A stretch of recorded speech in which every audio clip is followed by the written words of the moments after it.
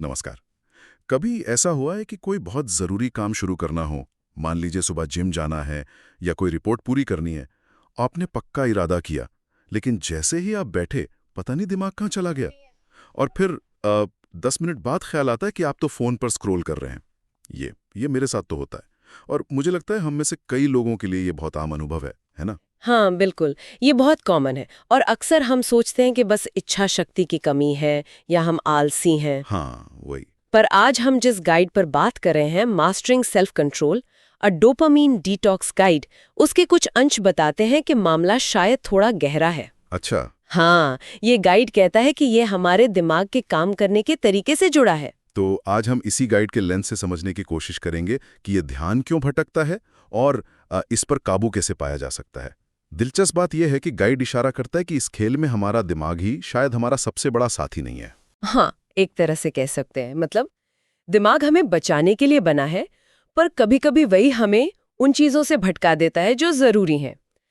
तो आज का मकसद यही है, इस गाइड के जरिए आत्मनियंत्रण को समझना और इसके सुझाए तरीकों पर बात करना। बढ़िया। तो चलिए शुरू करते हैं। इस गाइड के मुताबिक प्रॉब्लम की जड़ क्या है? आत्मनियंत्रण में सबसे बड़ी रुकावट। आपने डोपामाइन का जिक्र किया था और गाइड में डोपामाइन की लत जैसा कुछ लिखा है। ये क्या चीज है? हाँ, डोपामाइन। देखिए, ये दिमाग में एक केमिकल है, एक न्यूरोट्रांसमीटर। इसका काम है हमें मोटिवेट करना, इनाम का एहसास दिलाना। जब हम कुछ ऐसा करते हैं जो दिमाग को लगता है कि हमारे लिए अच्छा है, जैसे खाना या कोई लक्ष्य पाना, तो वो डोपामाइन छोड़ता है। हमें अच्छा लगता है, हम वो काम दोबारा करना चाहते हैं। ये नॉर्मल है, जरूरी है। प्रॉब्लम तब आती है, जैसा गाइड बताता है, जब हमें ऐसी चीजें मिलती हैं जो बहुत जल्दी और बहुत आसानी से डोपामाइन देती हैं। जैसे जैसे सोशल मीडिया वो अंतहीन स्क्रॉलिंग, छोटे-छोटे वीडियोस या वीडियो गेम्स, जंक फूड, ये सब दिमाग को तुरंत एक डोपामाइन हिट देते हैं। बिना ज्यादा मेहनत के। एग्जैक्टली। अच्छा, इंस्टेंट ग्रेटिफिकेशन जिसे कहते हैं। एग्जैक्टली। अब सोचिए, आपको कोई मुश्किल काम करना है। मान लीजिए कोई नई भाषा सीखनी है या कोई बड़ी रिपोर्ट लिखनी है या कसरत करनी है। इन कामों में मेहनत लगती है और इनका इनाम वो तुरंत नहीं मिलता, देर से मिलता है। हाँ, ये तो है। तो गाइड कहता है, यहीं पर दिमाग तुलना करने लगता है। वो मुश्किल काम जिसका इनाम देर से मिलेगा और वो आसान काम जिसका इनाम अभी मिलेगा। और दिमाग वो तो तुरंत मिलने वाले इनाम की तरफ भागता है। नतीजा, मुश्किल काम पर टिके रहना बहुत मुश्किल हो जाता है। हम बस खिंच जाते हैं आसान चीजों की तरफ। तो ये एक तरह का दिमागी शॉर्टकट है। दिमाग मेहनत से बचकर आसान इनाम ढूंढ रहा है और गाइड इसी पैटर्न को लत कह रहा है, क्योंकि ये एक साइकिल बन जाता है। हाँ, बिल्कुल, क्योंकि जितनी बार हम आसान रास्ता चुनते हैं, उतनी बार वो रास्ता और पक्का होता जाता है। दिमाग को उसी की आदत पड़ जाती है। ये तो है। ये तो सच में सोचने वाली बात है कि हमारा दिमाग ही हमें भटका रहा है। हाँ। तो फिर सवाल ये है कि इस जाल से निकलें कैसे? अपना कंट्रोल वापस कैसे पाएं? अच्छी बात यह है कि गाइड सिर्फ प्रॉब्लम नहीं बताता, सॉल्यूशन भी देता है, कुछ ठोस कदम सुझाता है। हाँ, ये जरूरी है। हाँ। तो क्या है वो कदम? चलिए एक एक करके देखते हैं। हाँ। पहला कदम गाइड बताता है डोपामाइन डिटॉक्स। ये शब्द आजकल बहुत सुनने में आता है, पर इसका मतलब क्या है? हाँ, ये शब्द काफी पॉपुलर हो गया है। डोपामाइन डिटॉक्स का मतलब, जैसा गाइड समझाता है, ये नहीं कि डोपामाइन खत्म करना है, वो तो जरूरी है। इसका मतलब है जानबूझकर कुछ समय के लिए उन एक्टिविटीज से दूर रहना जो हमें बहुत ज्यादा और बहुत जल्दी डोपामाइन देती हैं। अच्छा, कौन सी एक्टिविटीज? वही जिनकी हमने बात की। गाइड कहता है जैसे सोशल मीडिया एप्स, खासकर वो शॉर्ट वीडियो वाले, YouTube shorts, Instagram reels, video games, बेवजह internet surfing, pornography, junk food. मकसद है दिमाग की डोपामाइन के प्रति जो सेंसिटिविटी है उसे रीसेट करना। रीसेट करना मतलब मजा जब दिमाग को लगातार हाई लेवल का डोपामाइन मिलता रहता है, तो वो कम उत्तेजना वाली चीजों से खुश होना या मोटिवेट होना बंद कर देता है। डिटॉक्स से हम दिमाग को ब्रेक देते हैं, उसे कम उत्तेजना में रहने की आदत डालते हैं। और ये कितने दिन करना होता है? गाइड कुछ बताता है? गाइड 7 दिनों का सुझाव देता है। इन 7 दिनों में इन हाई डोपामाइन एक्टिविटीज से पूरी तरह परहेज करना। 7 दिन? ये तो सुनने में ही मुश्किल लग रहा है। आज के ज़माने में बिना सोशल मीडिया, बिना इंटरनेट सर्फिंग। हाँ, मुश्किल तो है। गाइड भी मानता है कि शुरू के कुछ दिन कठिन हो सकते हैं। बोरियत लगेगी, चिड़चिड़ापन हो सकता है, तीव्र इच्छा होगी वो सब करने की। लेकिन गाइड का तर्क है कि अगर आप टिके रहे तो करीब तीसरे दिन से चीजें बदलने लगती हैं। बदलने लगती हैं? कैसे? इच्छा शक्ति थोड़ी मजबूत महसूस होने लगती है और जो काम पहले बहुत बोरिंग लगते थे, जैसे पढ़ना या कोई शांत काम करना, वो उतने बुरे नहीं लगते, क्योंकि दिमाग को अब वो आसान वाले डोपामाइन हिट्स नहीं मिल रहे, तो वो थोड़ी मेहनत वाले कामों में भी संतुष्टि ढूंढने लगता है। अच्छा, जैसे अगर आप रोज बहुत मीठा खाते हो तो फल फीके लगते हैं, लेकिन मीठा छोड़ दें तो फलों की मिठास ज्यादा महसूस होती है। वैसा कुछ। बिल्कुल, बहुत अच्छा एनालॉजी है। दिमाग के टेस्ट बर्ड्स को रीसेट करना, ताकि साधारण चीजों में भी मजा आने लगे। ओके, ये समझ आया।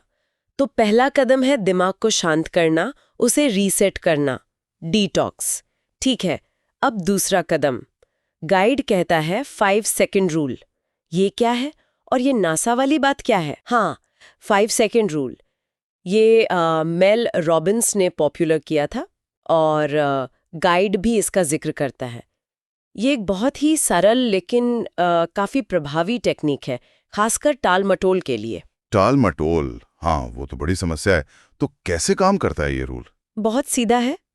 जब भी आप महसूस करें कि आप कोई ज़रूरी काम शुरू करने में हिचक रहे हैं या उसे टाल रहे हैं, तो बस अपने मन में या जोर से 5 से 1 तक उल्टी गिनती गिने। 5, 4, 3, 2, 1। हाँ, और जैसे ही आप 1 पे पहुंचे, बिना ज़्यादा सोचे बस उठें और उस काम का पहला फिजिकल स्टेप ले लें। मतलब सोचना बंद, एक्शन शुरू। एग्जैक्टली। अगर कंप्यूटर पे काम करना है तो कंप्यूटर खोल लें, अगर जिम जाना है तो जूते पहन लें, अगर कुछ लिखना है तो पहला शब्द लिख दें, जो भी पहला कदम हो।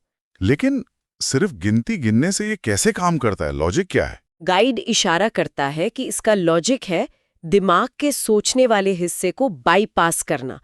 जब हम टालते हैं तो हमारा दिमाग बहाने बनाता है, मुश्किलों के बारे में सोचता है, डरता है। 5 सेकंड का काउंटडाउन आपको सोचने का मौका ही नहीं देता। ये एक तरह का लॉन्च बटन है। ये आपको सोचने के जाल से निकालकर सीधे एक्शन मोड में डाल देता है। अरे वाह, ये तो कमाल का हैक लग रहा है। मतलब ओवरथिंकिंग को कट शॉर्ट कर देना। हाँ, एक बार जब आप शुरू कर देते हैं, मोमेंटम बन जाता है, तो फिर जारी रखना अक्सर आसान हो जाता है। ये खासकर उन कामों के लिए अच्छा है जिन्हें शुरू करना ही सबसे मुश्किल लगता है। दिलचस्प, बहुत प्रैक्टिकल लग रहा है। इसे तो आजमाया जा सकता है।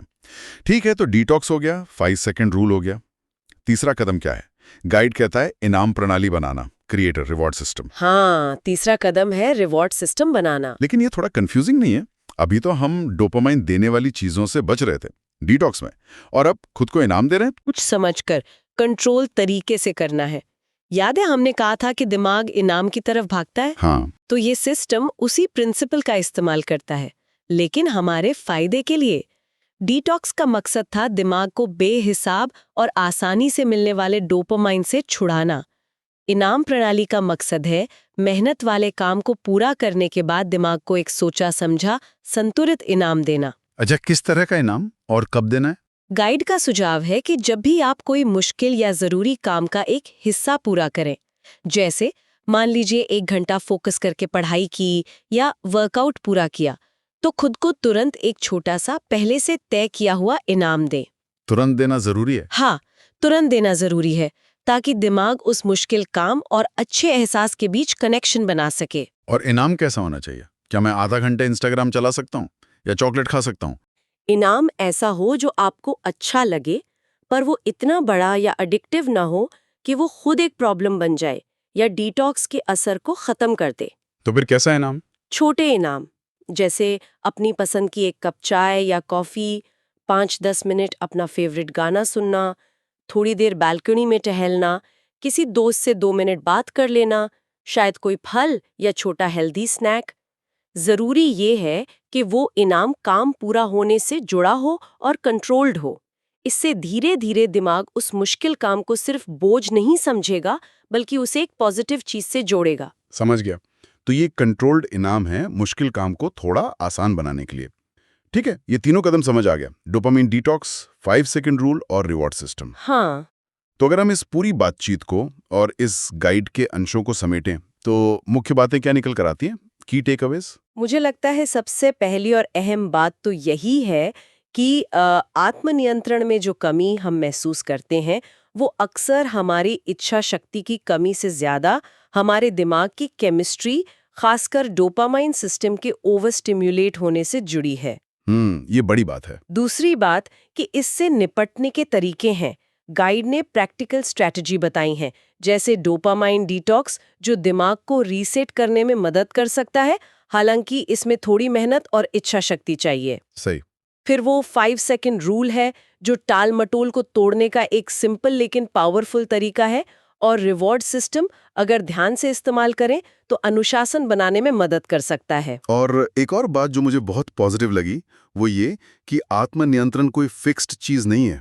मतलब ऐसा नहीं है कि किसी में है और किसी में नहीं। बिल्कुल। ये एक स्किल है, इसे सीखा जा सकता है, प्रैक्टिस से बेहतर किया जा सकता है, जैसे कोई मसल ट्रेन करते हैं वैसे ही। एकदम सही, ये एक स्किल है जिसे विकसित किया जा सकता है। तो ये थी हमारी आज की चर्चा इस गाइड मास्टरिंग सेल्फ कंट्रोल और डोपामाइन डिटॉक्स गाइड के कुछ अंशों पर आधारित। ये समझना कि हमारा दिमाग कैसे काम करता है और कैसे हम उसे अपने लक्ष्यों के लिए बेहतर तरीके से इस्तेमाल कर सकते हैं, ये वाकई काफ़ी रोशनी डालने वाला है। हाँ बिल्कुल। और अंत में बस एक विचार छोड़ना चाहूंगे। ये जो तरीके हैं, डिटॉक्स, रूल्स, रिवॉर्ड्स, ये खास लक्ष्यों के लिए तो ठीक है, पर क्या इनके पीछे का जो सिद्धांत है, यानी ये समझना कि हमारी रोज की छोटी छोटी आदतें, हम क्या देखते हैं, क्या खाते हैं, ये सब लगातार हमारे डोपामाइन, हमारी प्रेरणा को कैसे असर करती हैं, क्या सिर्फ इस समझ को बढ़ाने से ही, बिना कोई सख्त डिटॉक्स या रूल फॉलो किए भी, हम रोजमर्रा की जिंदगी में ज्यादा बेहतर, ज्यादा जागरूक चुनाव करने लग सकते हैं? क्या ये जागरूकता ही हमें धीरे धीरे उन आदतों की तरफ ले जा सकती है जो लंबे समय में हमारे लिए अच्छी हों? इस पर सोचना दिलचस्प होगा। बहुत दिलचस्प सवाल। जागरूकता शायद वही पहला कदम है। चलिए इस पर सोचते हैं।